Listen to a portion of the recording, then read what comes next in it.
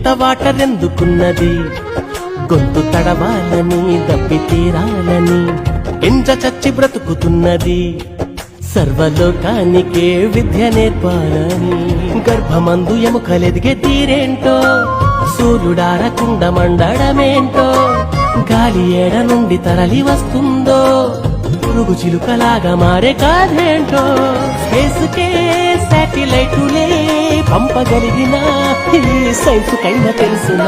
అలా కడలిలో అలా ఎగసి పడుతూ పరుగులిడుతూ తీరాన్ని చేరాక ఆగేది ఎందుకలా, ఎలా జరుగుతోందిలా చిలిపి కొయిలా పసిడి వెన్నెలా, తెలుసునా నీకైనా ఈ వింత ఏమిటలా.